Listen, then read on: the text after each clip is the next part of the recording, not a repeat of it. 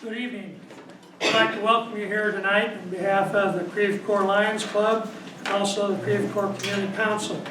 This is Meet the Candidate Night. I hope everyone's got a program. Anyone didn't get a program, we still have them back there. I'd be glad to pass them out to you.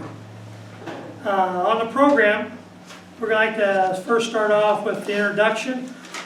Basically, like any other meeting, I guess I better introduce myself. Maybe some of you don't know me. I'm Don Bachler. I was administrator in this district for a number of years. And George Pilkington over there, he's going to be the guy's going to be the bell ringer. Make sure you're got enough time and everything like that. If he rings that bell, you'll have a few more seconds after that to finish up your comments. So don't feel intimidated by George over there. Okay, George? Appreciate that. We're going to start off first by having the candidates just stand at your table, introduce yourself, and your address, just like any other public meeting. So we'll start over here with East Peoria High School. Hello, my name is Matthew Eckberg, resident of East Peoria. Do you need street address? No. Okay, good. So I'm an East Peoria resident running for the District 309 board. Okay. My name's Dan Dimitrov. I also live in East Peoria, running for the District 309 school board. My name is Patrice Hess. I also live in East Peoria and am running for the District 309 school board. And I am Judy Strawn. I live here in Creve Coeur, running for the Board of Education of District 76. Hello, my name is Julie Troop. I live here in Creve Coeur, down the street actually, and I'm running for District 76 school board.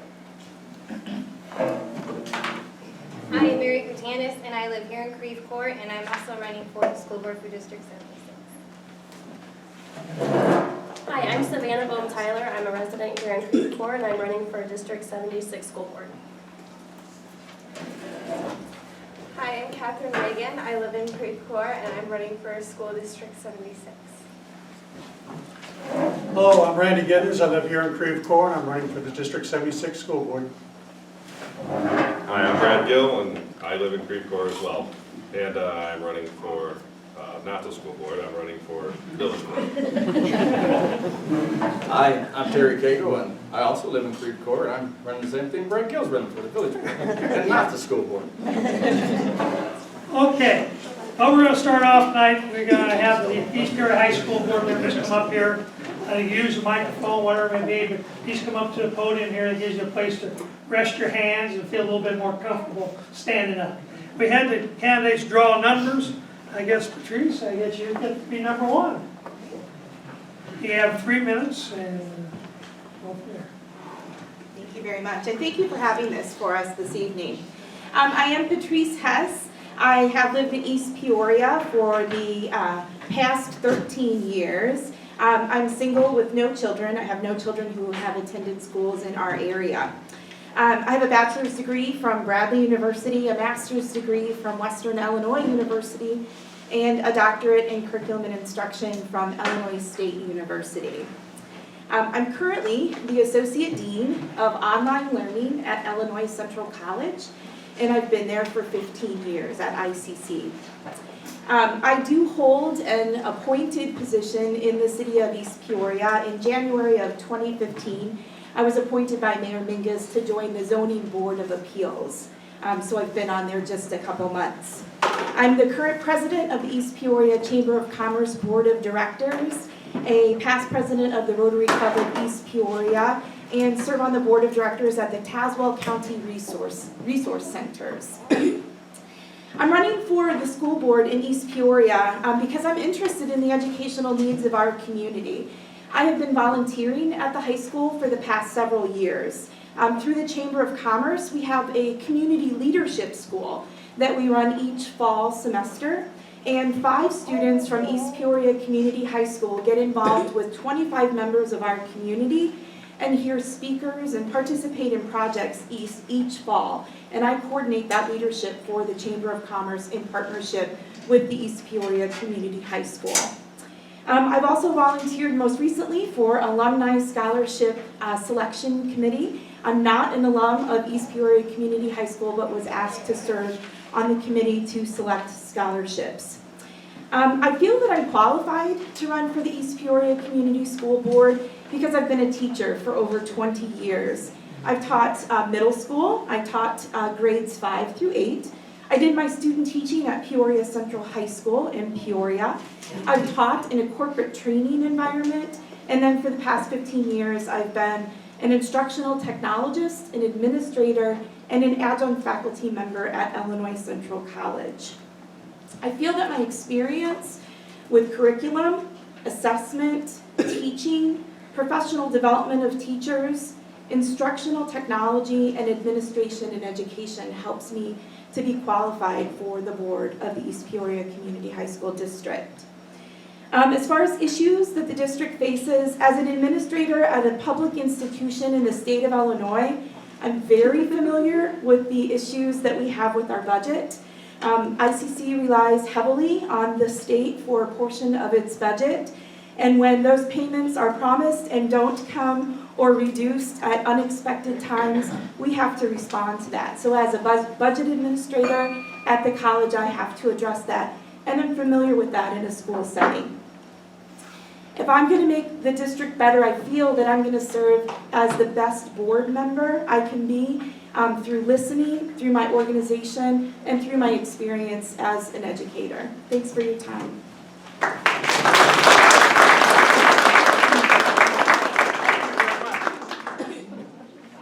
The second is Mr. Dimotroff.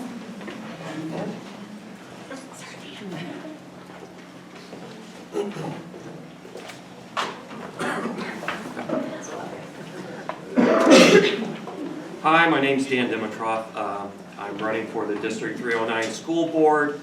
A few things about me. I have a bachelor's degree from Illinois State University in IT and a minor in accounting. And then I've just recently graduated with a master's in technical communications from the English department. I've worked at Caterpillar for the last 25 years. I've lived in East Peoria for 17 years. I have a wife and 2 daughters that are currently attending East Peoria schools. Excuse me, I'm just getting over a cold, so I have a little frog in my throat.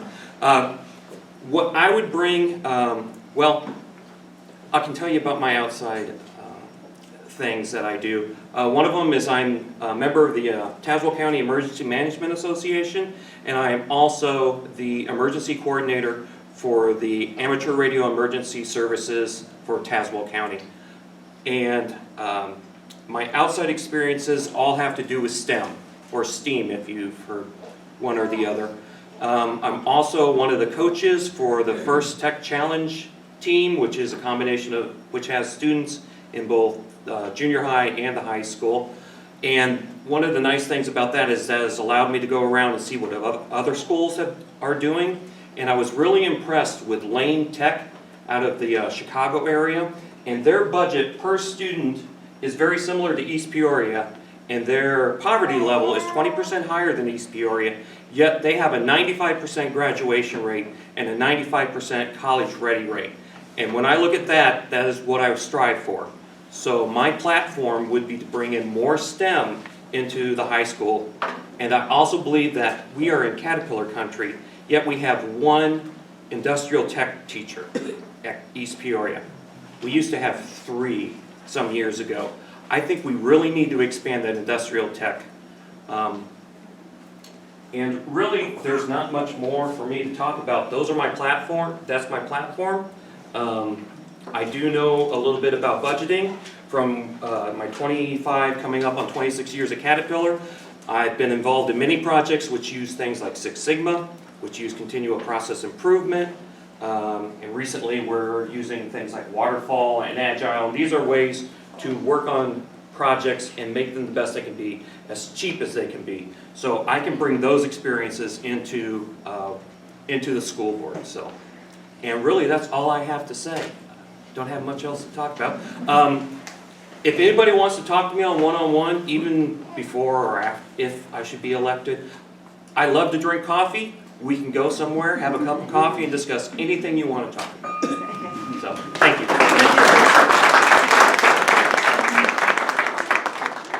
Very good, thank you. Mr. Eckberg? The 3 board members always seem to be pretty cordial. We try. I'm going to put this down because I tend to speak loudly anyway. Thank you all for attending tonight and for the opportunity to speak. My name is Matthew Eckberg. I'm running for the East Peoria High School District 309 Board. A little bit about me. I'm a born and raised Central Illinois resident. I grew up in Walnut, Illinois, which a few people actually have said they have heard of tonight, which is unusual. But it's a small little town about an hour north of Peoria. I met my wife, Michelle, when we were both students at Western Illinois University. Received my undergrad degree from Western in exercise science back in 1996. I've also received a master's in business administration from Bradley in 2008. I work for RLI Insurance Company in Peoria, and we'll actually celebrate my 10-year anniversary with RLI later this year. My wife and I bought our house and moved to East Peoria in 2001. We now have 2 children. My daughter Allison is in 7th grade, and my son Tyler is a 5th grader. So we're obviously heavily invested in the success of the East Peoria School District, both now and going forward. In my 14 years living in East Peoria, I've gotten to know the community, and through the activities that my family, my kids, myself have been involved in, I've gotten to know a lot of the people in our town and in the communities that the East Peoria High School District serves. I feel like this coming term is really the best time for me to get involved in the Board of Education, to have an impact on the lives of my kids and the kids that I've come to know that are their friends, and also the communities that they're part of. That doesn't come off my time, does it? Oh, no.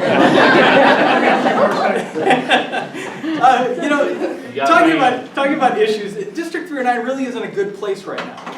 Especially if you compare it to 10 or 15 years ago. When I first moved to East Peoria, there was a lot of talk that our school district was suffering, and I don't think it's quite in that situation now. But every district has issues.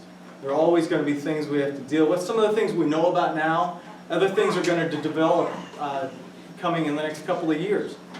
I think that I bring an analytical, business-oriented mind to the board, but also the perspective of a parent who has a very vested interest in how successful our school district is in preparing these kids for whatever comes next in their life, whether that's college or jumping straight into a career. So I think the combination of those would make me an excellent candidate to sit on the board and bring a voice. We hear a lot these days about things like Common Core, park testing, and these are issues we know about. We also know that our superintendent, Dr. Nagel, will be retiring in the next couple of years. Fortunately for him, not so fortunate for our school district. And his replacement, choosing his replacement, is something that our board is going to have to deal with. Part of my job at RLI, though, is working with enterprise risk management. And a big piece of that is dealing with emerging risks. And that's finding the unknown, the issue that could develop and become something that causes trouble for our company. And so that's a perspective that I think I can bring to the board as well, the ability to look ahead, see what's developing that might become a problem down the road that maybe we aren't thinking of quite yet, and try to head those off before they become an issue. And since that's my time, I'll say thank you and open it for questions.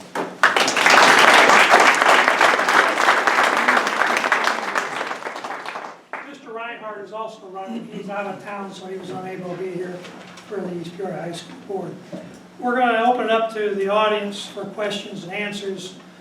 Next to a presentation will be by the people here at Creve Coeur. So if anybody's got anything, open forum, ask either one of the candidates, or I'll ask all 3 candidates and they can respond to it. So if you have one single question you want to ask them, feel free to stand up and tell your name and go for it. Somebody's got to say something. Yes. Amber Pilkington, what is your opinion of Common Core? Or do you know much about it yet? Any one of you? I can't say that I'm an expert on Common Core by any means. I understand the purpose of Common Core, and I think you look at Common Core, you look at park testing, I understand that there is a need to gauge how our students are developing, and also to make sure that countrywide they can be compared to each other. I'm not sure from what I've seen that the way it's being implemented is the best way to do it. My biggest concern though with Common Core is that I don't want our teachers to feel like they are teaching to a test.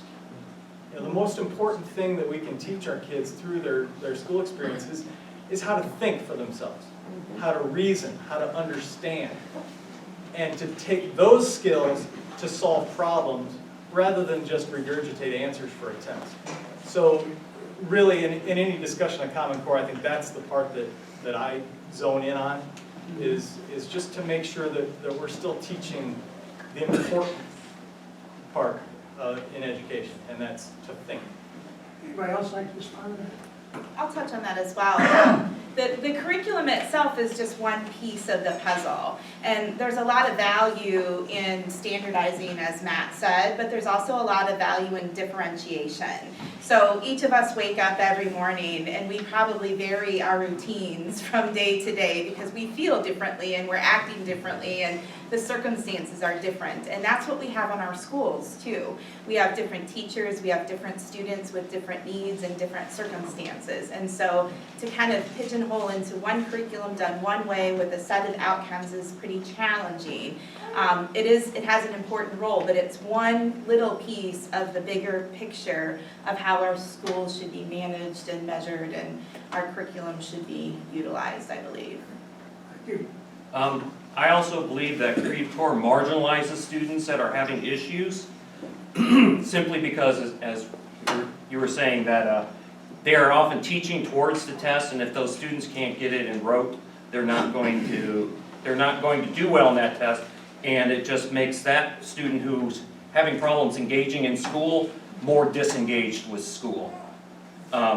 It also makes the teacher almost a robot in what they have to teach, whereas anybody who's had a really good teacher remembers who that teacher is. I don't remember what half of my good teachers taught me, but I do remember they were good teachers.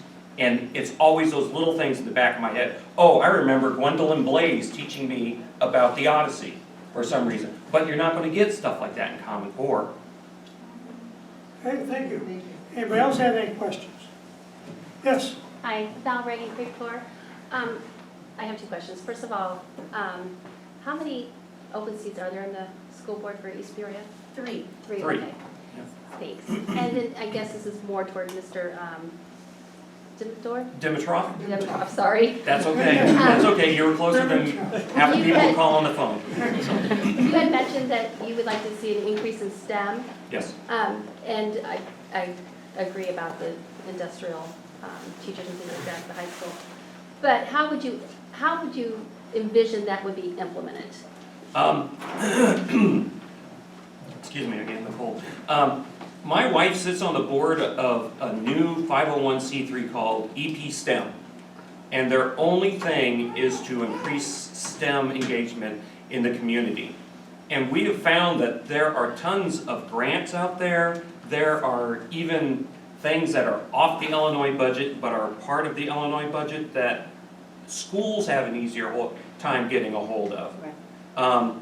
I've been talking to the people at Lane Tech with their robot lab and their hydroponics lab and things like that. And I'm like, how do you afford to do stuff like that, especially in the Chicagoland area?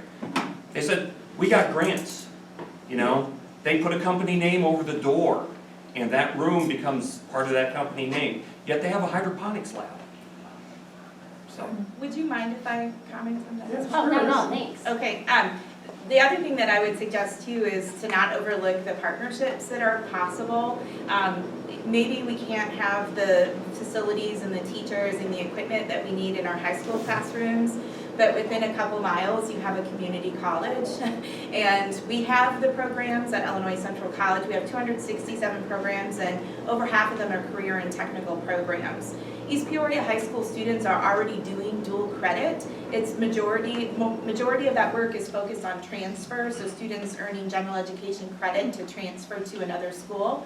But the career and technical programs shouldn't be overlooked, and there's great opportunity for partnerships between the high school and the college. In fact, we have welding students that go to ICC and they have just recently won awards Yes. for their welding.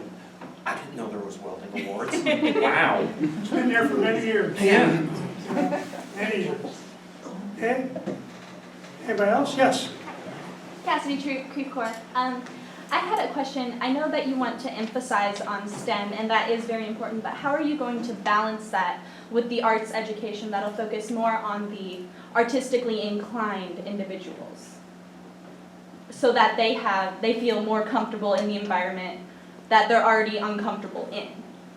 Well, as somebody who was STEM and then went back and got an English degree, I can kind of feel your pain, but at the same time, like on our robotics team right now, we need graphic designers on our robotics team.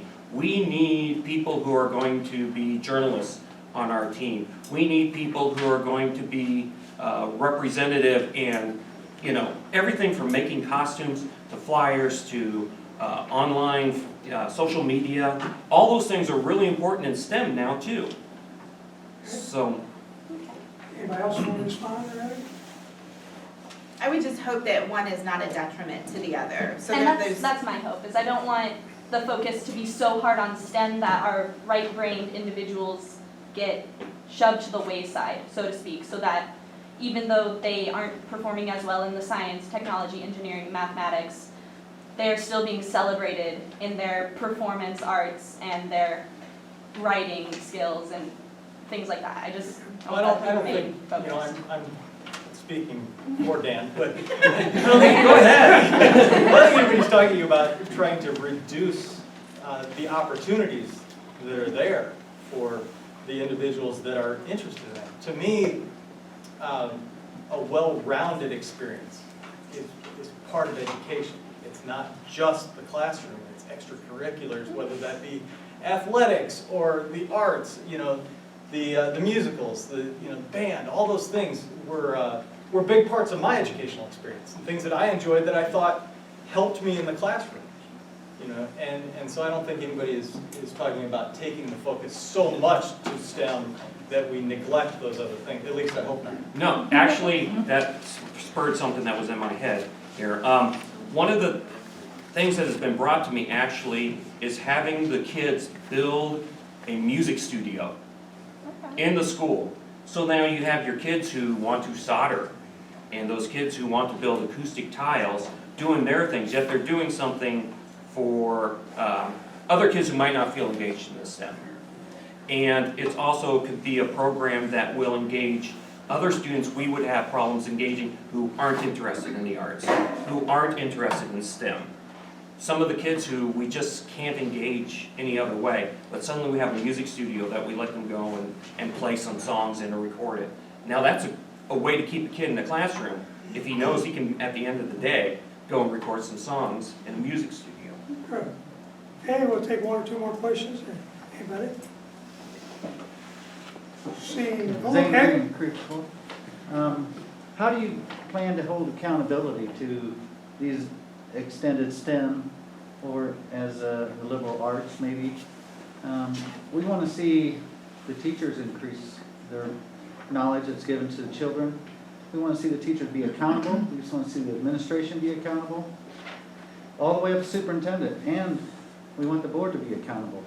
We've seen over the years not a lot of accountability. People want to pass the buck. How will you stop this? What can you promote to enhance good accountability for all concerned? Wow, that's Since they're on the board. Yeah, that's a big question. I'm not really sure how to answer that. Well, I'll start with the quality piece. There's just one small piece of what you've asked, but as a teacher myself, coming from both the public school district and the college district, I've been very impressed with the professional development efforts in place at the high school. They have very regular meetings and very planned programs as far as what the teachers should be exposed to, should be talking to, and should be learning themselves, lifelong learning throughout the year. So that's just one piece of what you've asked, but I think that, the lifelong learning and training opportunities that are afforded to the teachers in the school district are pretty amazing and impressive. On a very personal level, I'm a very transparent and open person. I very much believe in open communication, respectful discourse if there's a problem. And so as far as the accountability piece, I think it's just a matter of us being open as board members, our administrators being open, our teachers being open, and all of us feeling comfortable. I don't know how to solve the problems that are in place to stop that from being there, except for trying to model that myself and practicing what I believe in those areas. I'd also like to say too that, well, I should say right away that my wife works for the school district. She's a speech pathologist there, she works part-time. So I do see the teacher side of it, but I'm also a taxpayer, and I also have students in the school, so that kind of rounds me out a bit. But from all the teachers I have met, the teachers are very engaged in trying to get the students to learn. The administration, from the administration people I've talked to Dr. Nagel about, like the radio tower stuff, because I'm a ham radio guy.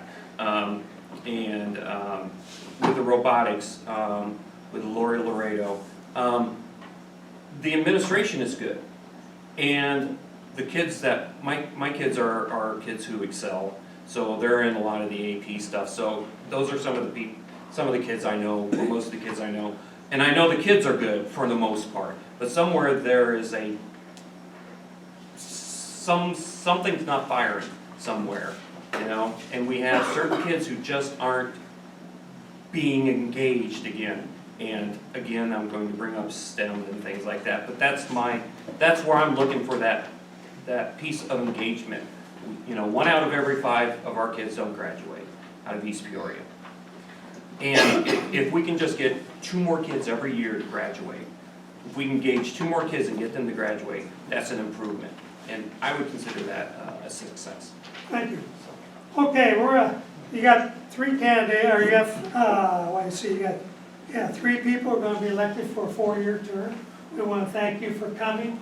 We had the East Peoria do it first because they may not want to stick around or whatever it may be for all the stuff here at Creve Coeur. So again, thank you, and you feel free to go. You may, you're welcome to sit in the audience, where it may be. Okay, next presentation is for the Creve Coeur School Board. You're going to elect 3 candidates. We have 6 running. The candidates drew numbers, so they have 3 minutes to talk about their background, their platform, and why they're seeking office. And number 1 is Mrs. Strong.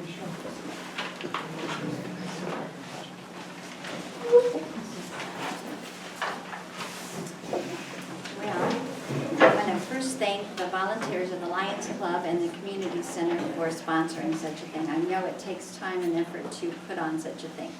A little bit about me.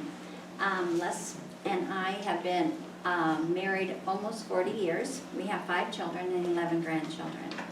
My father was an educator and administrator as a superintendent locally. My mother's still alive at the age of 84. At a young age, I wanted to work with children, so I attended Bradley U after my children were grown and got my teaching degree in special ed in early childhood. Upon graduation, I interviewed with Mr. Bachler, and he hired me to teach the 7th grade at Parkview. Desiring to be the very best teacher that I could be, I studied and was certified in reading for regular education. I got my master's degree from St. Xavier in classroom development, and I continued to work best practices through observing other districts locally as a substitute teacher now. I believe that learning is a lifeline effort and have just received a master's degree in behavioral science from SIU this past December.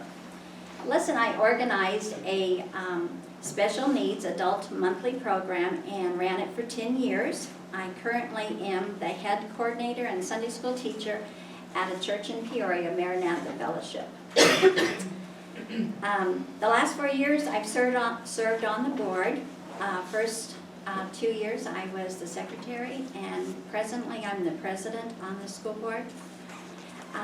Talking about the school board.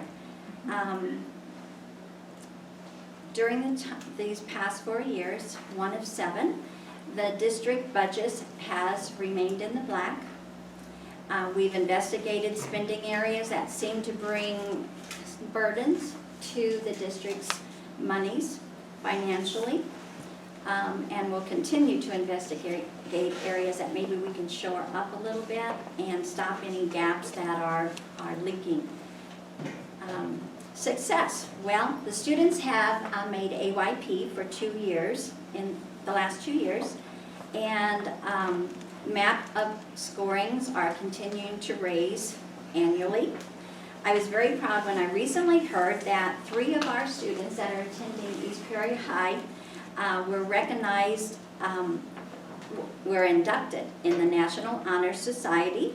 So we are feeding good students in. And during the last 4 years, homeowners should be pleased that we sold some bonds, updated technology to update technology in our school for the 21st century, but yet your taxes have stayed low. Why me? I believe I'm going to be a good candidate for you. I know how teachers, what they need. I've served the community, I'm open to communication, and I'm running real fast here. I have a mindset to be a good steward of your public funds, along with the training to be your best candidate as a board education. Thank you. Thank you. Next candidate is Randy Gibbons.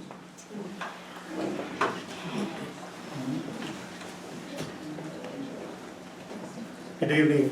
I'm Randy Giddens. I'm Randy Giddens. I moved to Creve Coeur approximately 30 years ago and married my wife, Deanna. Together we raised 2 children here in the school district, Rachel and Randy Jr. We also have 2 grandchildren. I've been employed as an electronic technician for the past 29 years. My current employer is Mood Media. And I've served as a veteran in the military. I've spent 3 years active duty in the Army and 18 years in the Army Reserve and have since retired from the reserves.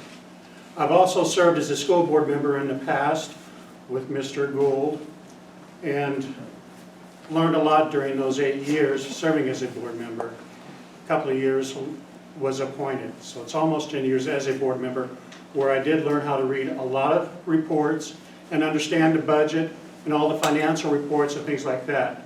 Recently, I've been attending for the past 3 years several of the District 76 school board meetings, and I've pointed out a lot of things that I have questioned and that the documents doesn't support statements, that the board has presented. I brought with me, because 3 minutes is short, some quick graphics. My biggest concern right now, what I'm disappointed in, is the performance of the children. I know that we can do a lot better. We have the staff that can do it and everything else. I've gone to the State Board of Education, I've gone online, and I have looked to see how we are performing. And looking at just the last 2 years, if you look here, 2013, 48% of our students passed the ISAT scores. This past year, only 44. If you look at the individual schools, so LaSalle School, 51% of the students passed in 2013, and only 40% passed in 2014. Parkview stayed approximately the same. I broke things down further. People that know me have watched me at board meetings. I've looked at a particular grade. In 2014, it bothered me that only 25% of the kids can pass the state test. I know people don't like the state test. I'm not a fan of it. I really don't like the PARCC test, but it is a snapshot, so I can compare our students against the state. And at one time, our students, you can see here in the blue mark, where the state, Creve Coeur students was exceeding the state. But if you look down here, this is a math test 6th graders took in 2014. All the school districts in the state, 60% of the kids are passing. Why is Creve Coeur's only 25%? What happened to us? I realize it's a test and things like that. A lot of people doesn't support it, but it is a snapshot for board members to start asking staff members and administrators questions. People may not have realized, but last fall, our board doesn't even want to talk about the report card. And this board needs to start talking about the report card and how they're spending the money and where it's all going. Thank you. Thank you.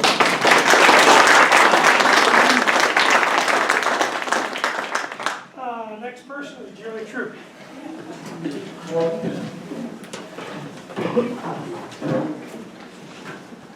Thanks, Don. Hello, my name's Julie True. I am a graduate of Parkview. I'm also a graduate of East Peoria High School. I was away from Creve Coeur for a number of years. My ex-husband was military, so we traveled all over, and I had 2 beautiful children. Unfortunately, I went through a divorce, and I chose to move back to Creve Coeur because I like Creve Coeur. I like my home, I like my town. And so my girls graduated Parkview. They're both at East Peoria right now. Cassidy's right there. She's graduating this year from East Peoria. And then I also have Erin, who's a sophomore. After moving back, I went to OSF College of Nursing and became a nurse. I work at St. Francis as an oncology nurse, and I've been there for almost 4 years now. I have been currently serving on the school board for 4 years. I came into it as a parent who wanted to make, I wanted to make the school better, you know, not necessarily for my kids, but for every kid. I believe that the Creve Coeur kids are smart, talented, amazing children who deserve every single bit of everything we can give them, just like any other district. Whether, you know, and unfortunately, you know, yeah, it's a poor community. We are stricken with lots of poverty. It doesn't mean we don't have smart kids. It doesn't mean we don't have talented kids. It just means that we have to work harder at figuring out ways to give them those opportunities. We have to be smart with our money, and we have to be able to, I don't know, I think they deserve the chance. That's my platform, okay? How I can see that happening is, you know, 4 years ago when I got on the board, I didn't know much about being on a school board. I have learned, and I've also learned to educate myself and research whatever thing has come up and not just go with the flow. I've learned to make informed decisions. I think that in the future, more accountability needs to be held. I know there are new evaluation tools that could be coming out to evaluate teachers. There's also new testing for the students. Yes, some people don't like it. Yes, that's the state, you know, we got to follow what the rules are. The only thing we can do for our kids is improve the way we teach them and improve our technology and improve our schools to where they can perform better and they can take these tests and succeed. So, thank you.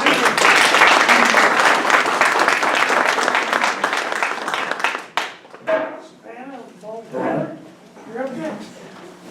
Use my phone and you too. We'll see. Can everyone hear me okay?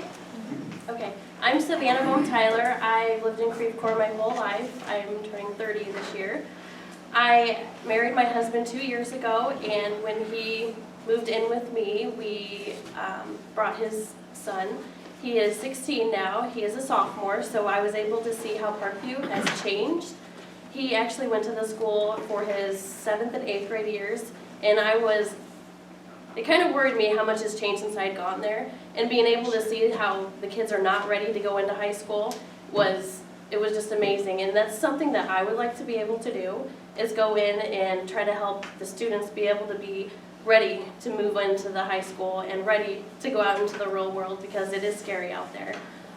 My background, I work at OSF. I've been there 11 years, going on 12, and I currently write the policies for all of the medical groups throughout the whole state. So I have a variety of background in financial and different budgets and different things like that.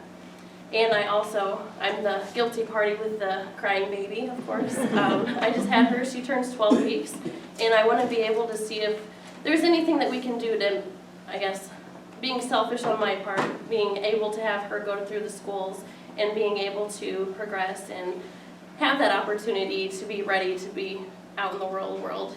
And I know having a 16-year-old, it's very stressful, and we're having it right now. He came from Olympia High School, and it's just completely different. He had to go 2 steps back coming into this district.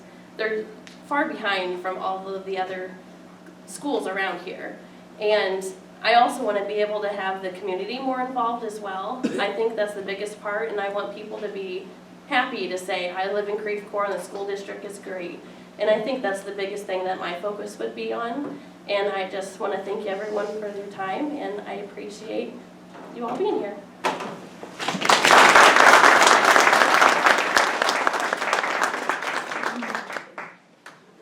Next, we have Mary Dennis.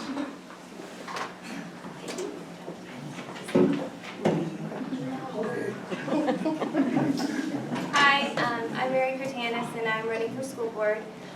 From what I've heard, I am the only person running with children within the school district at this time. For most of you that might know me, I was a cheerleading coach up in Parkview for a couple of years. I took the standards for my cheerleaders to the next level. Their grades were the most important. If they came to practice and their homework wasn't done, they had to sit until it was completed. If there was a basketball game, they had to do their homework before they could go out on the floor and perform. Grades are the most important for my girls, and my grades are most important for my children. Standards have fallen in Creve Coeur as far as the school is concerned. Does it fall all on the school? No. It falls on the parents as well. We need to be able to educate the parents so that when the kids go home, the parents can help their children with their homework. Common Core being the main factor, which has affected our math scores in the last year. We need the parents' participation. We need the teachers to all communicate together in order to make our children succeed.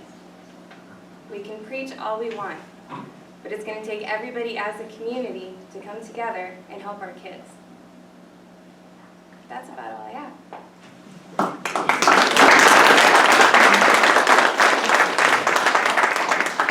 Thank you.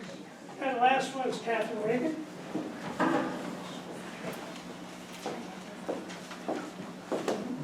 Okay, just let me know if you can't hear me.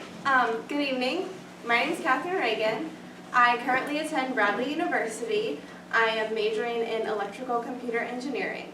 I have lived in Creve Coeur my entire life, and I attended kindergarten through 8th grade here, so I know how the school system works. I then transitioned on to East Peoria Community High School, where I was involved in numerous leadership activities, student council, parliamentarian, Key Club, and just various different clubs. At Bradley University, I'm in Pi Phi, and our philanthropy is Read, Lead, Achieve, which we encourage students who are in grade school and junior high to appreciate reading and want to learn more and just be excited for school. So grades and academics are close to my heart. I graduated with National Honor Society and Sterling Merit Awards, so academics is very important to me. If I'm elected as school board member, first and foremost, academics are the most important thing to me. I know I've been in the district recently. Students aren't being as prepared for high school as they could be, and I just want the best for each and every student because I know that we all have the potential to be the best we can be. I believe that they need to be prepared for college readiness, or whether they want to have an apprenticeship or go into a trade school, whatever they want, I want students to be able to be prepared for that. And it starts at the grade school and junior high level. I also want to bring back various activities, programs that encourage academics, such as young authors or robotics, which would go along with STEM in high school. I believe that the students here have the potential to do all these things that they want to do.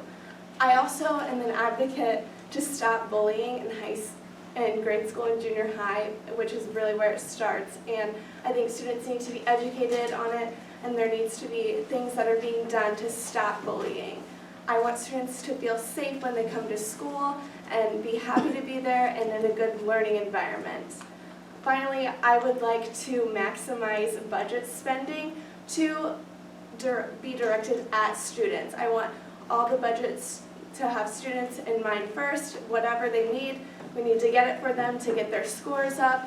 MAP testing and PARCC testing are really big right now, and they need to have the best opportunities they can to excel in these tests, which are really important for high school, and then learning to be a good test taker and not have test anxiety. If I'm elected to school board, I want to work closely with parents and listen to what people have to say, because there's a close relationship that goes with students and parents in the school. That way they can all succeed. So I hope you see my ideas as fresh, and thank you.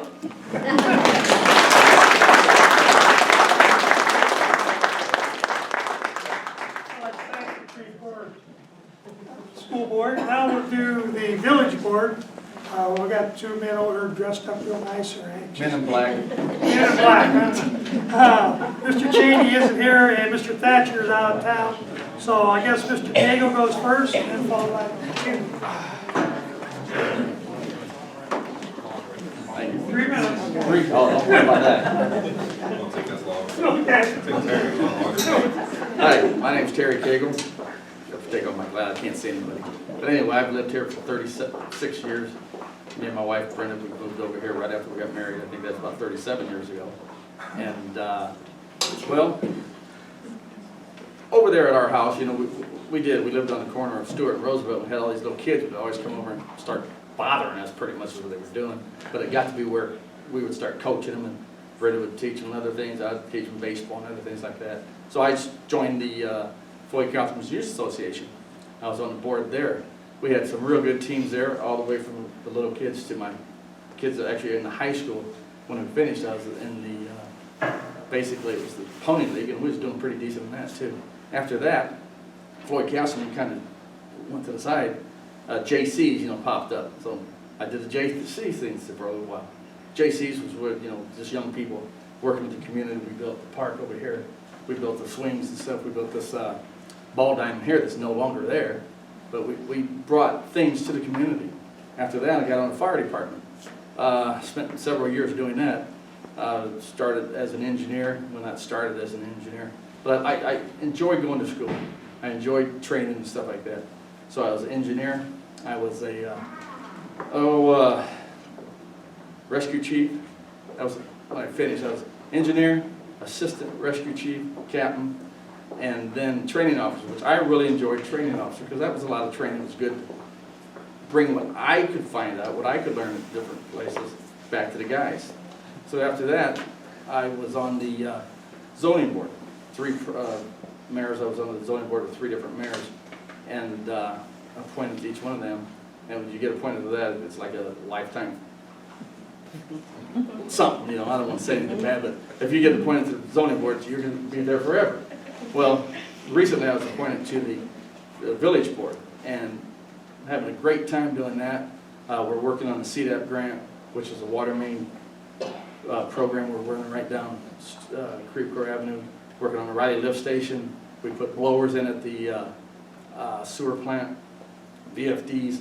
We're making the sewer and water department greener, so we're spending less money in our electric bills and things like that. Would you bring that thing, man? It's about time. But anyway, vote for me. I appreciate it. And I'm done.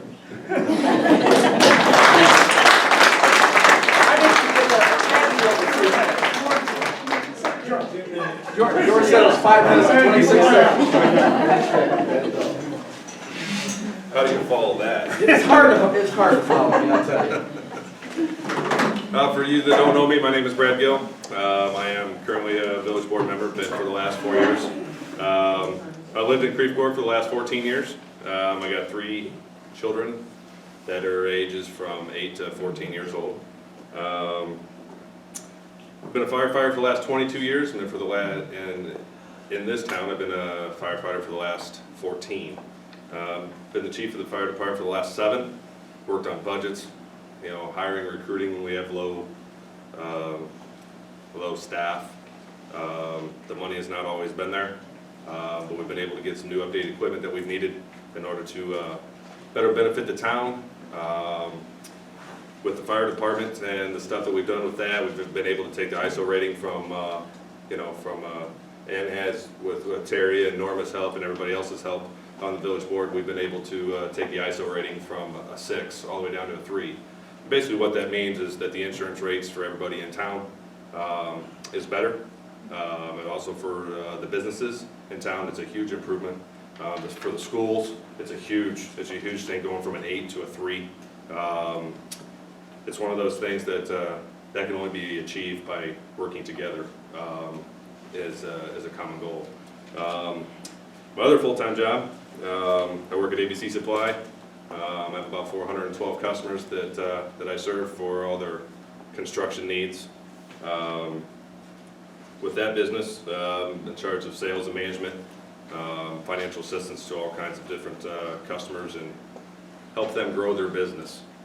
Seeing what they need in order to produce, good customer service along with the board, and I believe that's what my job is to do for you folks, is customer service. You guys have elected me the last 4 years, and my job is to take your needs, see what we can do in order to better them, assist you, and to also be honest. If there's nothing that we can do, there's no sense of telling you we can do something that we can't. It's one of those things that as my previous 4 years, I started off as building and grounds for the village, and then currently I'm in charge of the finances for the city for the last 2 years. Along with all the board members' help, we've had a good balanced budget for the last 2 years. We've been in the black for the last 2 years, and we've had a lot of big projects that we've done. Everybody seems to come work together at the 11th hour and really buckle down and get things done. We're doing a lot of financial meetings, going over each and every one of our department's budgets, and working towards the goal of putting as much money back in the village's pocket as we can. So that's about it. That's all I got.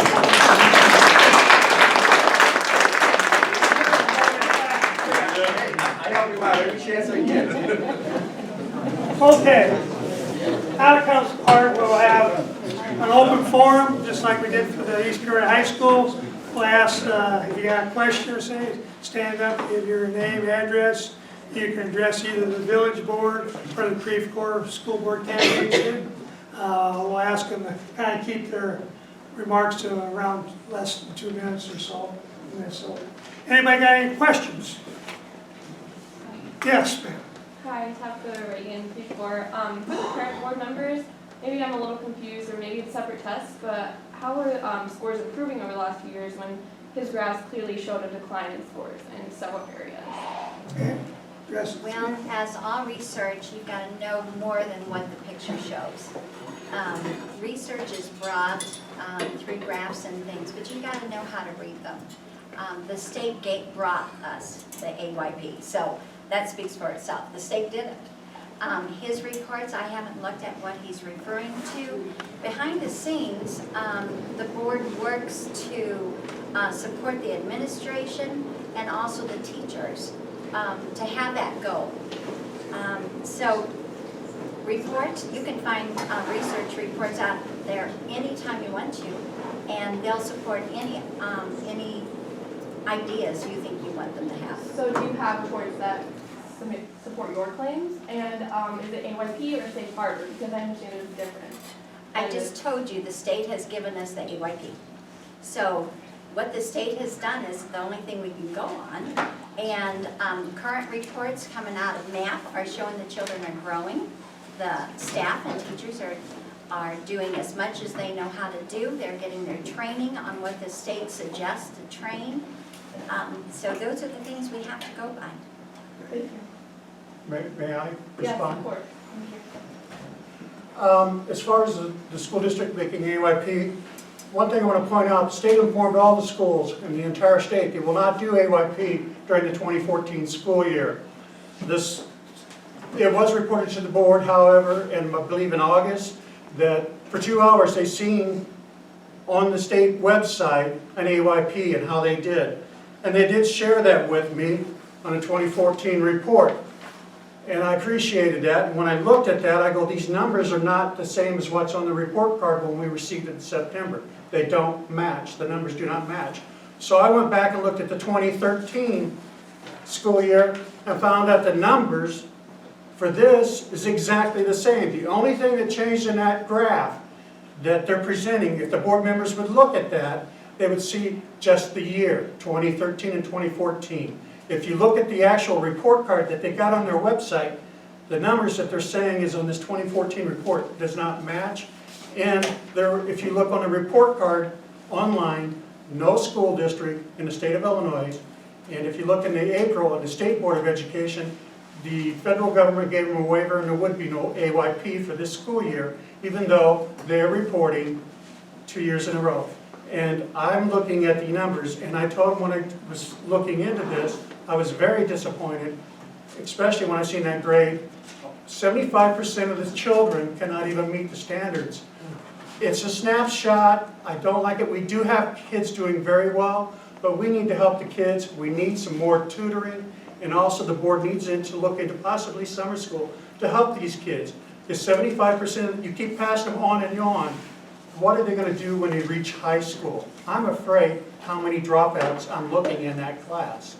That is the board's responsibility to provide education. My college years, Okay, Thank you. anybody else want to respond? Okay? Okay. Hi, Cassie True, Creek Corps. I have two questions. The first is for Randy Giddens specifically.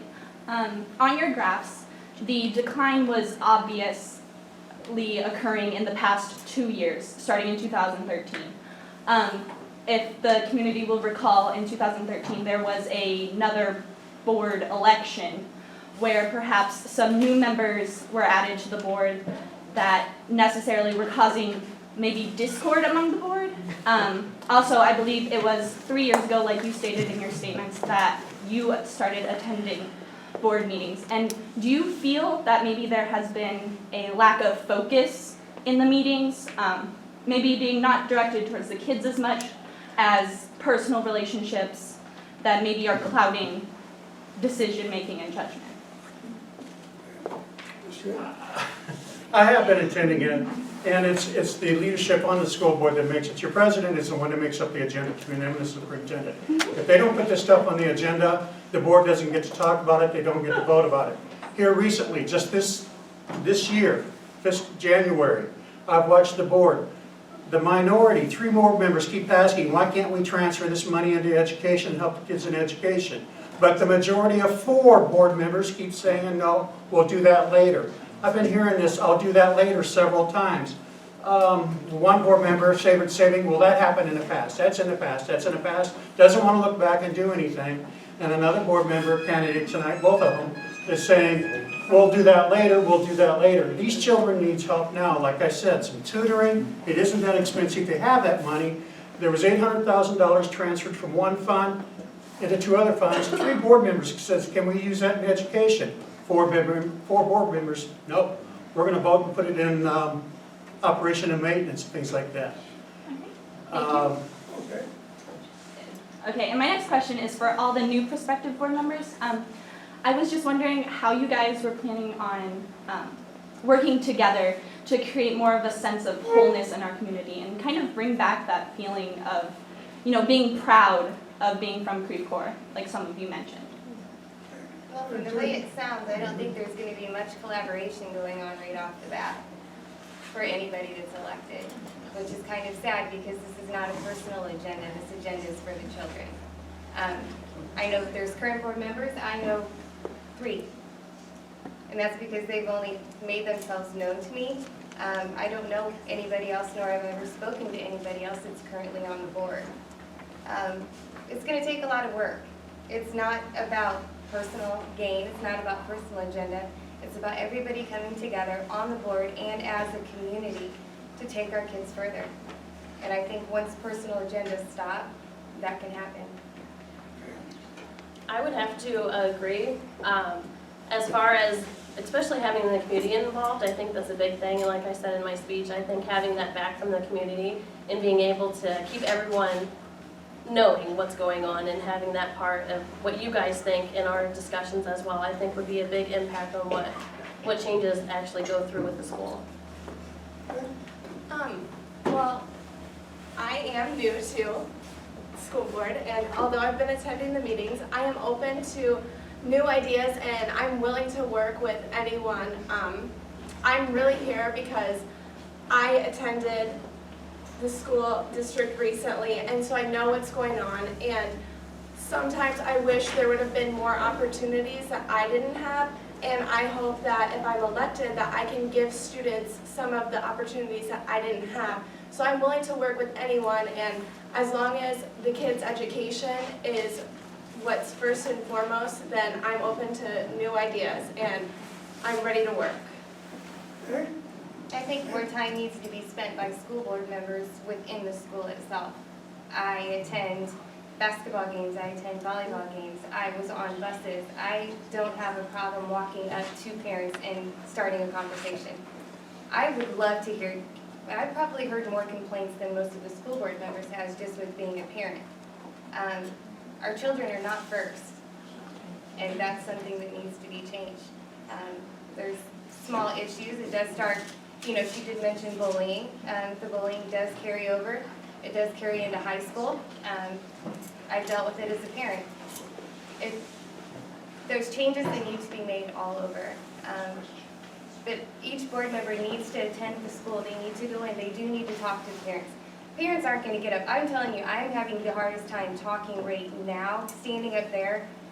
I don't do that well. But one-on-one with a parent, I want to take in their ideas. I want to know what we can do to fix it for them and for their children. And some of them aren't going to get up and talk in front of a crowd of people. It's very intimidating. Okay, anybody else got any? Oops. Can I respond to the first question, please? As a current board member, I'm going to respond to the first question and also respond to the response of the first question. I came into the school board 4 years ago not knowing anything. I expected to be mentored. I expected to be helped. I didn't get any of that. And it's unfortunate that there is a disconnect amongst the board members. And, you know, it would be nice if we could focus on one thing, like the children. And, you know, that's our goal, is to focus on the children. The comment made about the money being transferred and not being focused on education is incorrect. The money was from bonds that were sold 10 years ago. That money sat on a bank account for 10 years and did nothing for our children of Creve Coeur. That was recently found out. That money now has been transferred to our accounts to where we can actually use it. Our buildings are falling apart. We have no technology for our children. We just recently approved to improve the bandwidth so our kids can get on the internet faster and actually do their job during that small amount of time they have in a classroom, because some of these kids don't have internet at home. So, I'm sorry, I'm just a little defensive on that. Thank you. We got some more people that got questions out there. Yes? I have a question for the village board. I noticed that you've been working on some of the buildings on Main Street, getting some condemned and fixed up, thank you very much. Is there future plans besides sidewalks and lights? I don't think we need more of them, but future plan for the Main Street? Is there anything going on? Well, there is a future plan. The board has decided to, at this point, try to continue with the streetscape project. However, that's a project that it's on hold, obviously, because it's money. It's obviously a money-driven deal. Back when TIF was there, way before my time, 25 years, something like that, 25 years, it was started, and then with the new village hall and the police department renovations and the fire department renovations and water department, there was a pool of money that was there. I'm gonna give you the approximate number of like $1.6 million, somewhere in that area. And that money was already sitting there, so they were able to do those renovations and do Main Street with the vision of, you want to clean up the town, you want to make it enticing for businesses to come into town. You know, it was one of those things that Norma actually started with the building inspector as far as getting inspections and rental inspections going and this, that, and the other thing that's going on. And what that's doing is that's taking some of the problematic properties that we have in town and it's bringing them up to code. It's bringing them up to a presentable place. That's what the vision is for Main Street.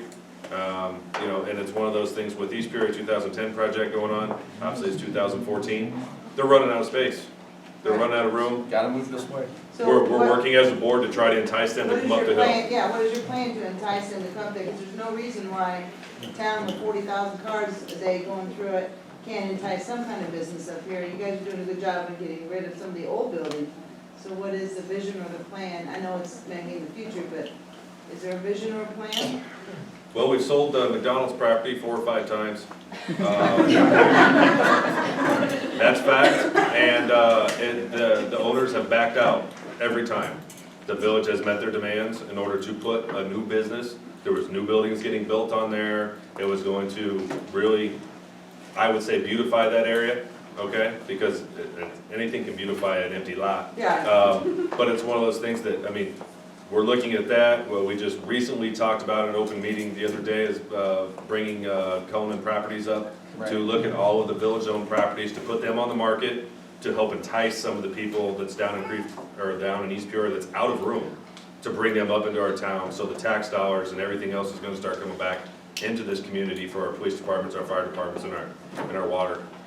And Brad has talked about the streetscape, and the streetscape, that's a money-driven project. And right now, honestly, we've all talked about it, the money would have to come from bonds, if you sell them bonds and things like that. And we don't even know if our debt ceiling could run that high. So we're struggling on that aspect of the thing, on the project, but it is a project that's in the future. It is in the TIF program. We get more money in the TIF and just kind of let it rest a little bit. Isn't the TIF about ready to run out though? No, I ma'am. mean, It's a isn't new it over TIF. with? No, we just redid the TIF again on 29, and we have a TIF that's about 2 years to 3 years old that's called 474 TIF. It actually starts on Wesley Road for a lot of you folks that knew where the BP oil property was down there. That has been free and cleared about 4 years ago. The village doesn't own it, okay, BP owns it, but we're trying to, be honest with you, we're trying to entice hotels and stuff like that to come down there into that area because there's nothing from Morton to the airport.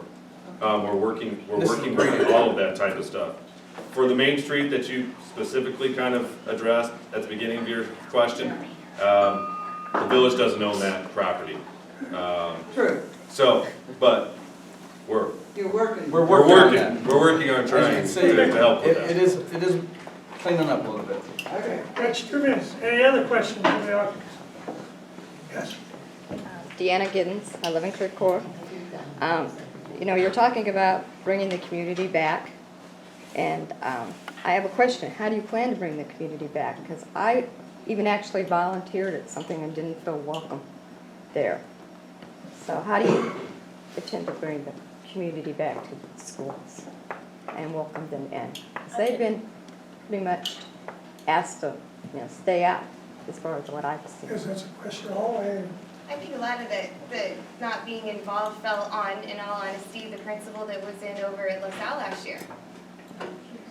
What was the lady's name that was? No, Okay, this has been since then. you know, Didn't have anything. that's when I experienced it, but I am one of those parents that if my children are involved in something, nobody's gonna keep me away from it. I'm that parent, but you have to open yourself up to new ideas, and more parents aren't involved. You know, there's been volunteer with the chili supper, you know, any of the events that go on at this school, there's not a lot of volunteers. There's not a lot of parents that volunteer. I think maybe after a while that a lot of people just think that the teachers and the school board are the ones that are just gonna do it. We need that parent involvement, you know, make yourself open, make yourself presentable to what's going on, and just welcome all of the new ideas. Anybody else respond to it? I would like to say, I did not have any children in the school, so I was not even aware of a lot of stuff that was going on in the school. So being a board member, I feel like it's our responsibility to also help with advertising, to let the community know what is going on. And if we need to go door to door and let people know or put flyers in mailboxes ourselves, I think that's what we need to do. Because me, as a community member, I knew nothing that was going on in the schools at all. Those things are done. The signs are up and down the highway as it was for tonight. The superintendents and teachers reach out on an individual basis through their classrooms. Notes are sent home to the community on requests. Our website asks for communications. We as a board want to have open communications. I had someone wanting to come to the board just recently and discuss an issue. We welcome it. We've had a number of people do that. We never turn you away. Please don't feel that you're not invited, and I'm sorry that you feel I'm that going way. to stand up and make a comment. I know of more than one instance where people have been turned away and told that they're not going to volunteer Okay, in the I school. believe you got an And I do issue. not believe that it was for any reason that should have happened. Okay, there is background that nobody is hearing from you on that. We've had not only a split board decision in the last 4 years, we've also had a split parent club. And so, Why do you're we have talking about those kind of issues. split All we can parents, do though? is talk about what we're doing now. We put signs up, we send notes out, we invite you. And if you don't feel invited at that point, come to us and tell us what more you need. Okay, any other board members want to respond? Now I'll go on to another question. Anybody else have any other questions? Yes. Tammy Bowers, I live here in Creve Coeur. The answer to not getting help is because they did get rid of Parent Club, replaced it with PACE, and nobody trusted. They got rid of Parent Club before, why should the people raise money when it'll probably be done the same way again? So you can't get parents in there. And unfortunately, a lot of the people doing PACE are not welcoming. People that come and try to help don't want to come back because of how they're treated. That is a fact. But that's not my question. Okay. My question is for these three over here on this side. On November 4th, at a board meeting, I asked the current board president, Judy Strong, why students were not being sent home with lice, which is a violation of the policy. She said she would have an answer at the next meeting. I have never heard anything since then, and we now have a bad infestation problem at Parkview. Maybe at LaSalle too, although I'd have no facts on LaSalle at this time. Students are still not being sent home, and parents are not being told how severe this problem is. They have no clue. All other area schools are still sending the students home. We aren't. If you were elected, how would you handle this situation? And would you take steps to ensure our superintendent is following policy and not just doing whatever he wants to do? Okay, address to you three of us. Go ahead. Okay. No, I have heard about this issue, and I do agree that students should be being sent home if they do have lice.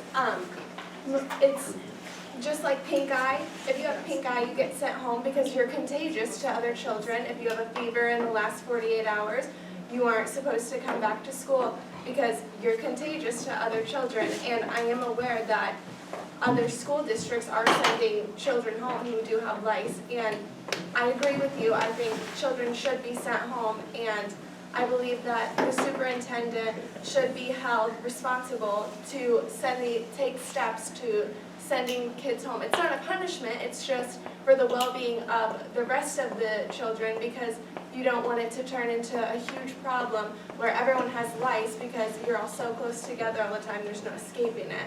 So if I were elected on the school board, that's an issue that I would work on to make sure that steps are being taken to keep regulations how they should be. Thank you. Any other ones? I would agree as well. Accountability and communication is the biggest key, and having that communication between them and going back and checking to make sure these things are done and holding them accountable for what they should be done. Randy? The board policy, I know they talked about the lice recently, the state sent down, the Illinois Association of School Board sent down policy, and I was at the meeting, and the board did discuss head lice as one of the issues at length, and how to handle it and things like that. They have a policy in place, and this board will expel a student for not following policies and things like that. This board needs to start setting a standard. I want to set a standard. I'm going to follow those rules. Those are policies. And if I don't follow the rules, why am I expelling kids or suspending them for breaking the rules? I have to set an example. That's something in the military. Okay? Any other questions? Yes? Randy, you just made a statement that is contradictory to what I've heard about you. I think the school you cost the school about $800,000 through your FOIAs, and none of them have been founded. They've all been thrown out. The legal staff has cost our school districts that much money. I'm concerned about that. Following rules would be, I believe, to go to the school board, go to the superintendent, rather than following FOIAs. Am I mistaken on that, or did I misunderstand that? There is a misunderstanding. The community, the public has a right to FOIA several things. It has, I don't have to go to anybody, and a lot of this stuff, nobody can answer. This board is not pleased with a lot of my FOIA requests, and as far as them being thrown out, and you're being misinformed. They have not been thrown out or tossed. In fact, I have one I received just last week from the Attorney General's office that found a school district not in compliance with the Open Meetings Act. I don't know if board members have a copy of that yet, but the Attorney General sent me a letter of that. And that was when the school board wanted to outsource the jobs. The board wasn't being very open and honest with this community. It doesn't cost anything, for practically nothing. I ask for a copy of a document, sometimes from the school district, and when they send me something, and when I go look at and compare it, I'm finding out that those documents don't support the statements this current for the past 3 years. They're telling us we got grant money and it's paid for by this grant money. I FOIA it, the district refuses to give it to me. I have the legal right to ask the Attorney General for that copy. Are you saying I should not ask the Attorney General for help to get copies of those? All the board has to do, the administration has to do, is give the copies that they're legally required to give them to me. And I am getting responses from the Attorney General saying that the district... Why would it be that you alone have cost the school $800,000? $800,000? Yeah, in 4 years. I think all the school board would agree to that. It's not true. That's not true. Okay, we're not getting any debate. You can FOIA that information, I think. There you go. Okay, any other questions? Yes? Yeah, this was brought up about, seemed like the last few years things have kind of gone downhill for the students and the test scores. And in the last few years, we've had a new superintendent, there was a lot of controversy over hiring. And then there's the issue that was just mentioned, that really interests me, is farming the workout about the employees that work for the school district, that have for years, that are citizens of this town. And I'd kind of like to hear from each one of the 6 of you, your opinion on farming this workout. Bus drivers, kitchen help, whatever help it is, that people is working. And I've heard some humongous figures going to be saved, which I really have serious doubts about. They're way too high. So I'd just like to hear, do you want to keep these people, or do you want to take the job away and give them some other kind of pay? He forgot to introduce himself. I think everybody in the room here almost knows Mr. White. Thank you. Now we'll start right down here. I guess we'll go start right now. How about we just do it the way? To be honest, we'll start with number 1. I guess Mrs. Strong.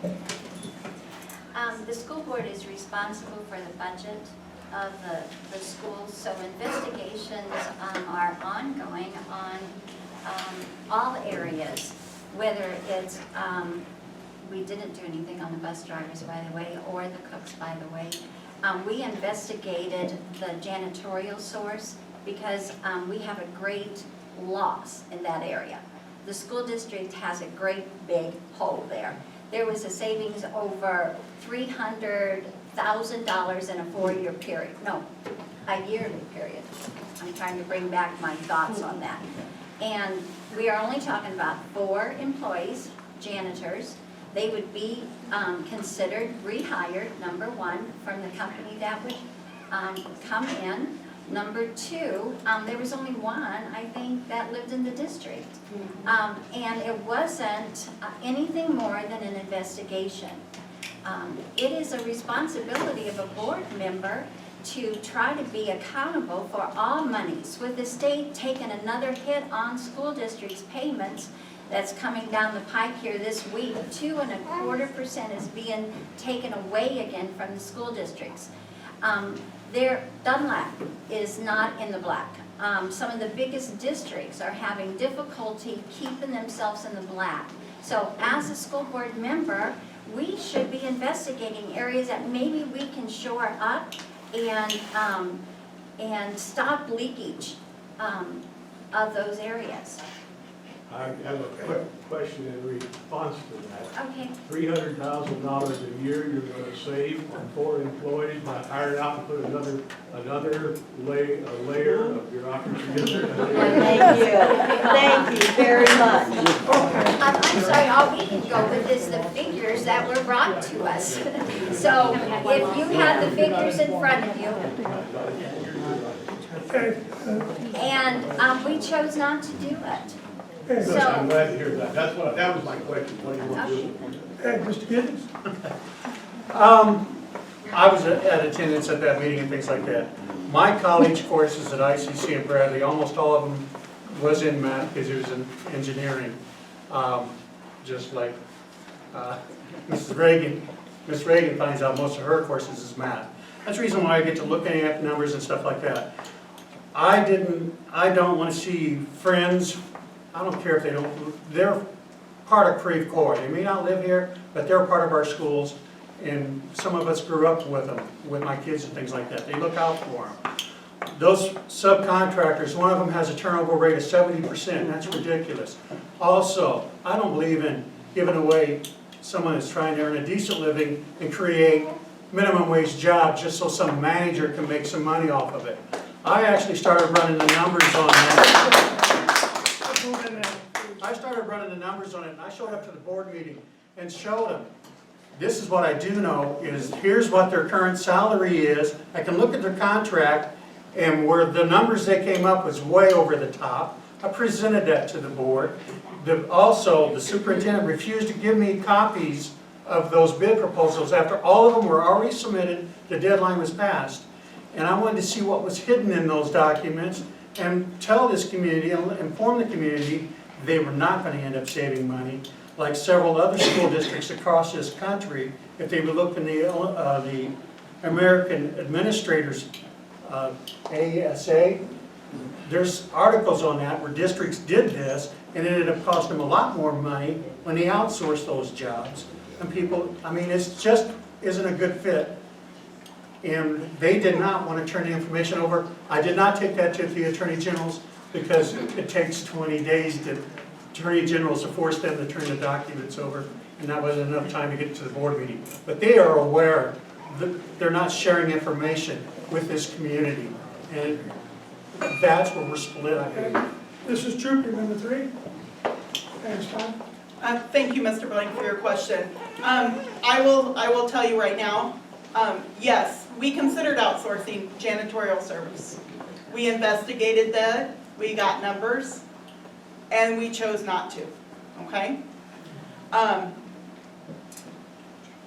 It's our job to be good stewards of the taxpayers' dollars. There was a hearing for that investigation. Not very many community members showed up to that hearing to voice their opinion about it. So all we can go off of is the information we're provided.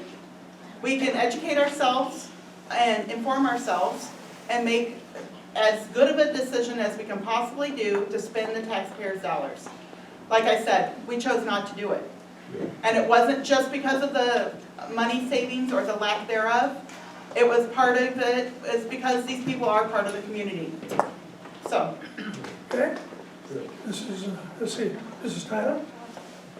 I would have to agree. I think that it was not a good idea.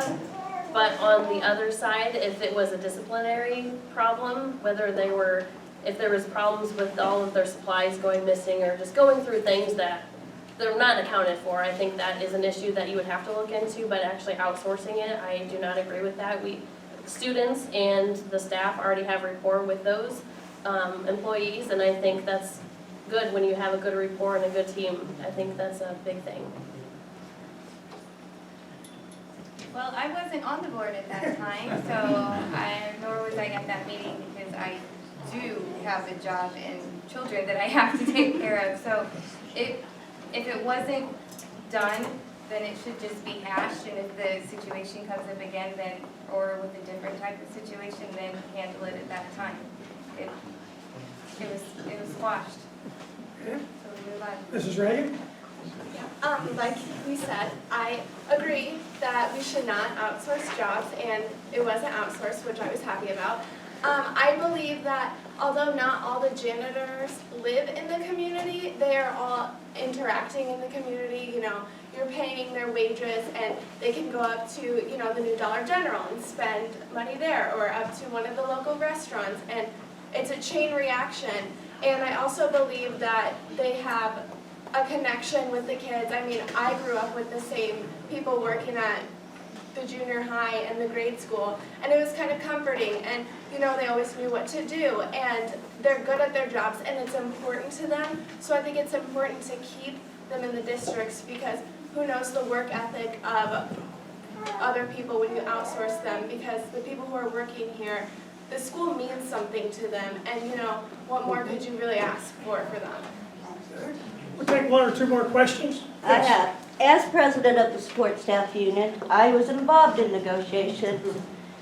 You both say that you're for open communications. When we started negotiations, we handed you our proposal, you handed us yours. Anywhere in those two documents did you have outsourcing? Miss Patty, that is, No, it's an open, I've already said it in open session through the school district, through everything. All summer long, it was the worst summer of my life because I had never been treated by a school board the way I was treated by you guys. I'm sorry that you feel that way, Patty. Yes, You do a lot because of it work. wasn't open, Judy, and you know it wasn't, because we found out about outsourcing after negotiations already started. Number two, the $30,000 that you want to know about, they were going to clean the school buildings 2 days a week. We clean them 5.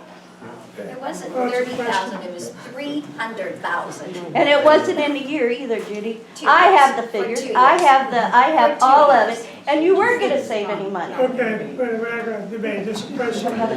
Okay, anybody else? No, I do have a question. Do you all believe in open policy? Because I've heard it from them, and I know they didn't, because they didn't tell us about outsourcing prior to. How are you going to treat, and as far as the people being treated at the school, they were kept out of that school. Okay. I watched them, I cried days, and I came to this board several times on that. Yes, Teach Tyler, yes. my daughter Ellie Mae Tyler. You got a question? Future Do you have a question?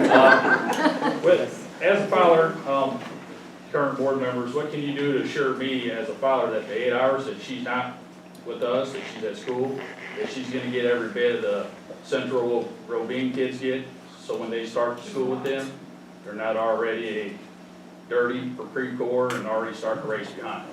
Okay, question of the board members? Who wants to go first? Well, you know, all we can do is educate our teachers and provide our teachers with as much professional development as we can, and provide them with as much equipment, technology, computers, etc. as we can, that they can teach our children the way they need to be taught in order to move into the high school and feel like they're one of the high school students. And you know, the board is responsible for finances, and we set policy. Unfortunately, and we also need, you know, and we have to trust our administrators to hold teachers accountable. And I feel that, I mean, I've said this for 4 years, we've got to hold people accountable for their jobs.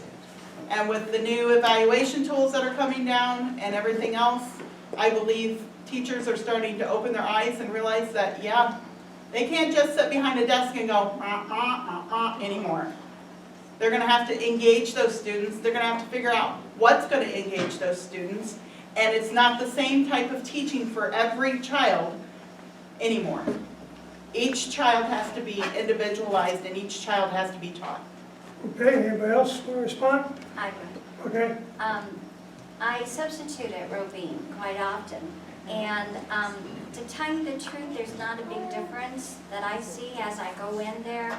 I see teachers focused on children, and their goal is to do the best for their classroom.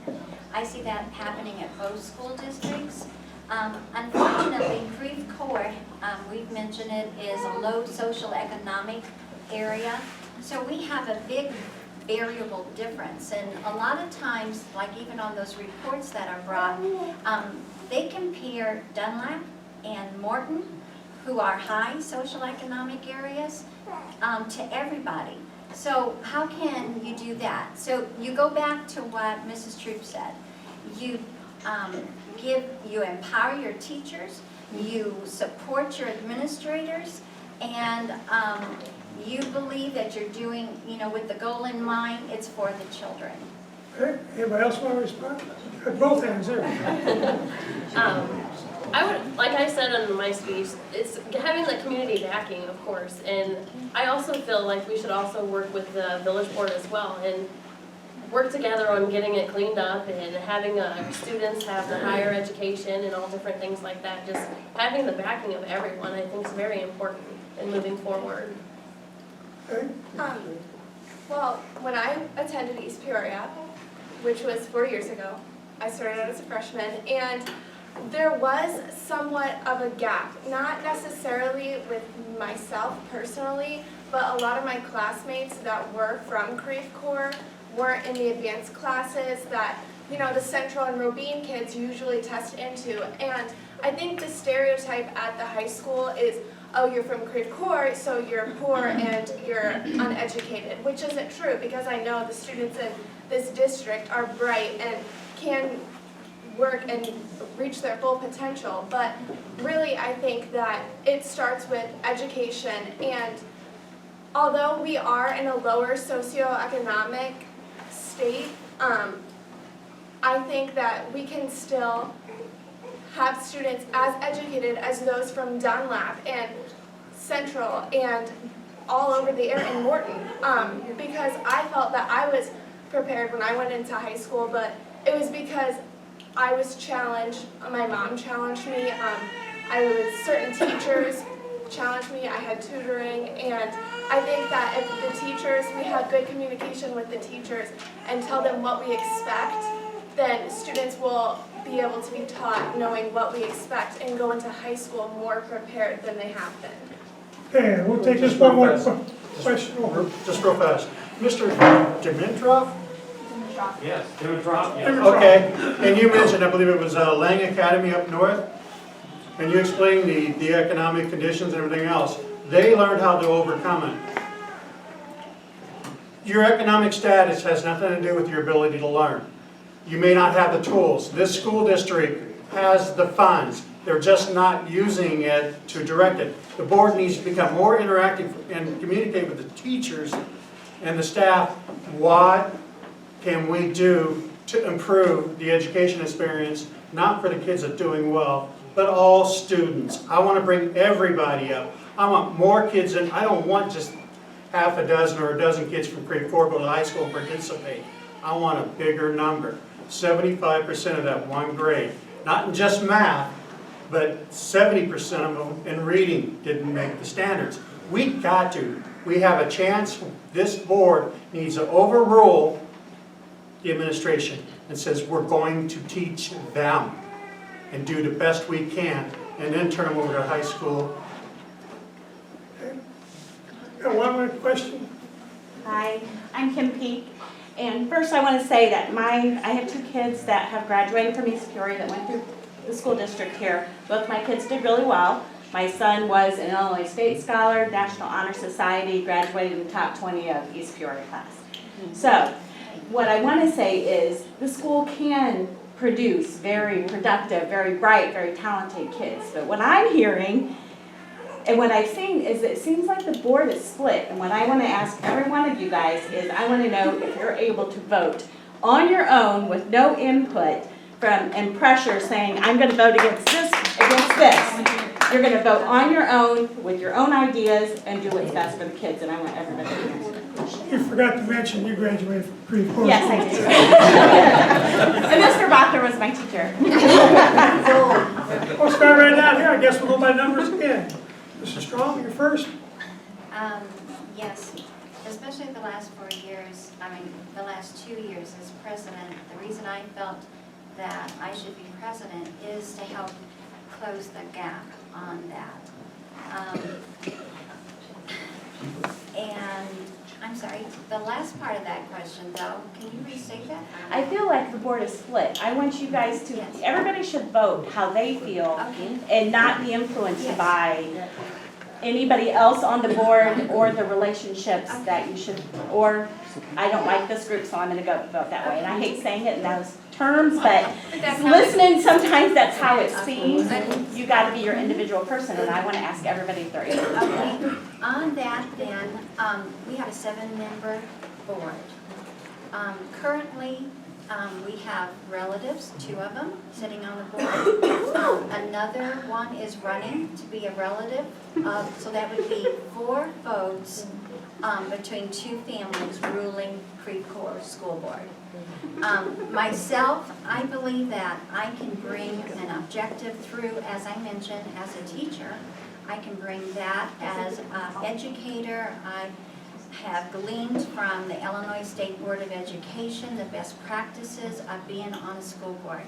So I believe those are our factors, and I vote for what is best for the district, not a union issue, not an individual issue, but what is best for this school district and the children that are attending. Okay, Mr. Giddens. Mine's real quick. No click controls my vote. As you can tell, I dig into facts, and those facts, I want my questions answered by administrators, other board members, committee members, whoever, parents, whoever can help me make a good decision. I've been on the school board, and I do not always agree with everything they've done. And Mr. Gould, you're still here. You were president of the board, and you can testify. You had no idea how I was going to vote. And I had a relative on the board. My wife also served on the board for a period of time, 6 years, I'm sorry. We served together, and we didn't agree. She was on different committees. She worked on different projects. I was on more of the technical and some of that other stuff. Our brain functions a little different. I guess that's why we get along as a married couple. Okay, number 3, Mr. Drew. Well, as I said in my speech, and also on a couple of questions or answers here, I inform myself about whatever issue there is. I read my board packet. I ask questions of the superintendent if I have any questions. And I vote the way I want to vote. I always have.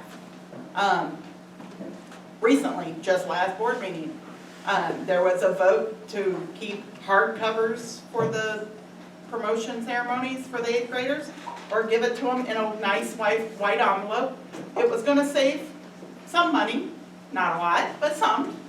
You know what? I voted no. Don't give them the hard covers. I mean, it's going to go in a drawer somewhere. It can be in a white envelope. I figured we could save a little bit of money somewhere. We might as well. I was voted down. So, I mean, that's just an example. So. Okay. Number 4, Mrs. Tyler. I'm me, so I'm going to vote what I think. I even have debates with my husband. I mean, I disagree all the time, so I'm not afraid to disagree with a friend or a family member if I have a family member on the board, and that's just the way I'll run. Okay. Let's see, number 4, let's see, I know, 5. It's you? Wait a minute. Here. I'm like her, I'm me. I have my opinion. I don't let people change my opinions very much, but I am going to go in with my opinion and then listen to everybody else's opinion. My opinion can change, but I'm the one that's going to change my own mind. Okay. Let's see, there's 5. Number 6, Ms. Ray. I am running for school board for the best things for the kids. And like I said earlier, I'm open to working with everyone. I'm here to work with everyone. I have nothing against anyone, and I just want what's best for the kids.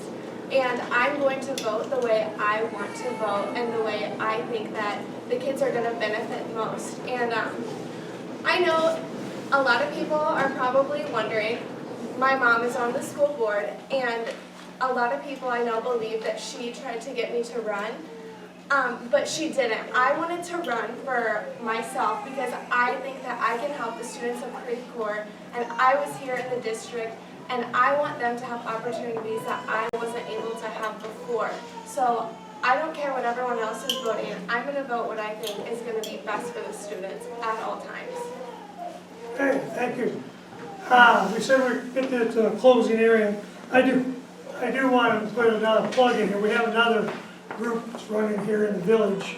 Some of you don't get too involved in this, but Karen Gould is running for the Creve Coeur Library Board. I think there's also another vacancy, am I right, Karen? Yes, There's another vacancy. So if anybody in the audience wants to run for, as a write-in or something for the Creve Coeur Library, they should do so. In closing, I'd like to thank the candidates for coming tonight and voicing their opinion. I encourage you to get out and vote.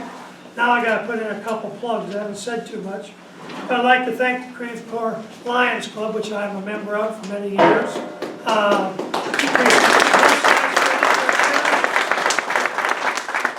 We're a service organization. This is one of our services. We also provide glasses for and hearing aids for boys and girls and adults here in Creve Coeur. We do have, like, if you're interested in becoming a member, you can see those guys in the back at the table. They'd be glad to get your name or give you a card and invite you to come to one of our meetings.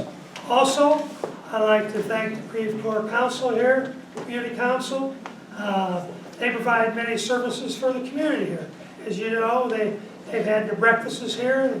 They also have the senior citizen meals, which they provide. They provide things at Thanksgiving, the Thanksgiving baskets that go to the students and families here in Creve Coeur that are needy for a Thanksgiving basket. They also have the Christmas program where we provide games and toys and things at Christmas time. It takes a lot of money. They spend around $5,000 each year to spend for the kids here in Creve Coeur. So all these organizations need new members. So that's why we hope you came here. We'll go out on the public on the Creve Coeur Cares. So thank you for coming. The candidates will be around here if you need to ask them. So, yes. Yes, Jim. Wait a minute, comment. Hang on, George. Okay. Got the bell ready? I just stood up. With my name being on the letters I sent out, I want to thank all you people, the visitors here. And also, I like the village board for the new sign, Mrs. Peak for getting our name on it, or this notice on there. And the candidates up there, thank you for coming. And I also thank you ahead of time for the willingness to commit your time to serve this community. And if anybody is unaware, village board meets second and fourth Wednesdays at 6:30 at the village hall. Mrs. Strong, when does the school board meet? Usually the first and third Tuesday. First and third Tuesdays, where? Usually at LaSalle. At LaSalle? And it's on our website when we have to change it. What's Just the normal? holidays. What's your regular time? The time is at 6 o'clock. 6 o'clock at LaSalle, first and third Tuesdays. Okay. Thank you. Thank you. Mr. Gould, put it on.